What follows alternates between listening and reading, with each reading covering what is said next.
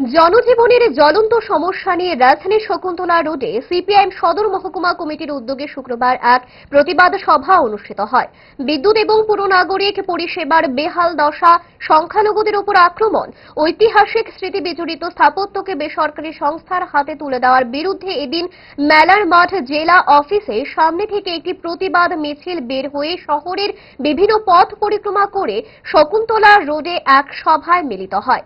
এই কর্মসূচিতে উপস্থিত ছিলেন প্রাক্তন মন্ত্রী মানিক দে, জেলা সম্পাদক রতন দাস, মহকুমা সম্পাদক অমল চক্রবর্তী সহ অন্যান্যরা। মানিক দে বর্তমান বিজেপি সরকারের তুমুল সমালোচনা করেন। প্রথম যেটা হলো নাগরিক পরিষেবা। 7 বছরে আপনারা নাগরিক পরিষেবা হিসেবে মানুষকে কি উপহার দিয়েছেন?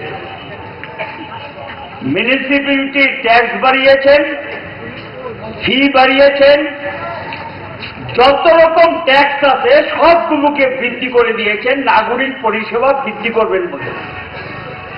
ফি বাড়িয়েছেন, ট্যাক্স বাড়িয়েছেন, আদায় বাড়িয়েছেন, বুকে থাবা দিয়ে বলছেন অনেক বেশি সংগ্রহ করছি।